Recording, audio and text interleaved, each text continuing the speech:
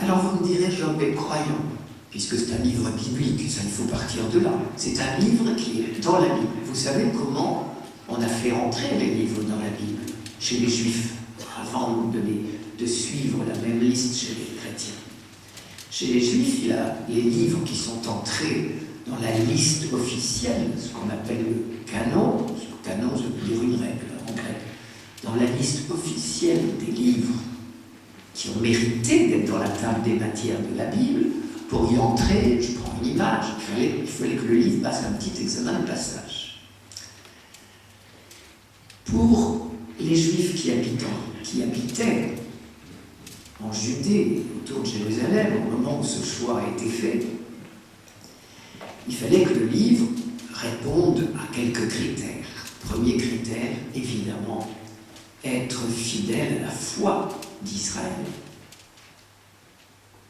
Et puis il y avait d'autres critères qui étaient le lieu de production du livre et la langue, ça ce n'est plus mentionné pour aujourd'hui. Et ce critère de la foi, de la conformité à la foi était très important.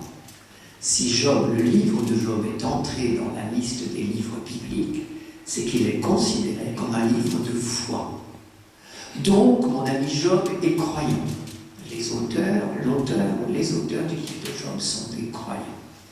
Alors, est-ce que ça arrange les choses? Puisque tous les gens que je vous ai cités jusqu'à présent, les Égyptiens, les Babyloniens, les Assyriens, les Syriens, tous ces gens-là ne font pas partie d'Israël.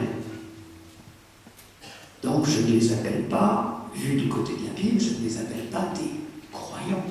Des croyants qui sont fils d'Abraham, et puis qui ont été menés par Moïse sur les chemins de l'Alliance, et puis éduqués par tous les prophètes depuis des siècles, et qui ont pratiqué la prière des psaumes, etc. Le livre de Job, lui, il est de ce milieu-là.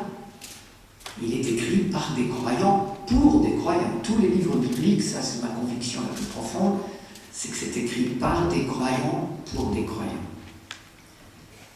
Et ça va être la particularité du livre de Job. Alors on se demandera après si ça arrange les choses. On souffre autant quand on croit, et on n'est pas épargné quand on croit.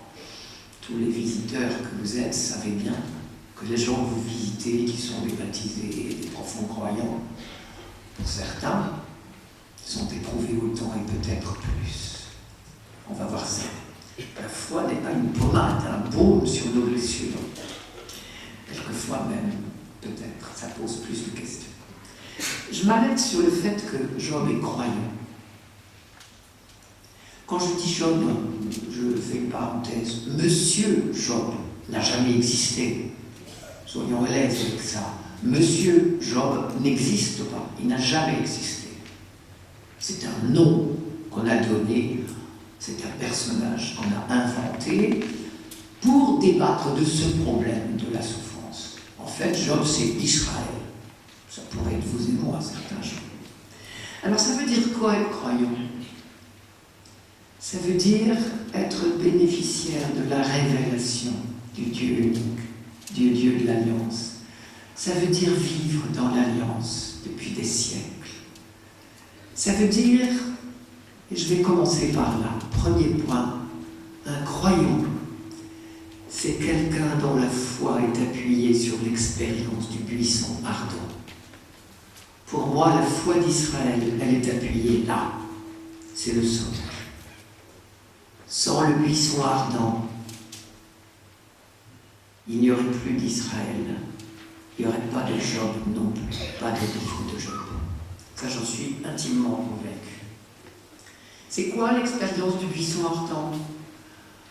Alors ça, je ne l'ai pas écrit sur vos feuilles, mais il faut connaître cette phrase par cœur. Le buisson ardent, nous n'aurons peut-être pas le temps de nous y replonger, mais rappelez-vous, Exode chapitre 3. Je donne un tout petit peu le contexte parce qu'il est important pour la suite.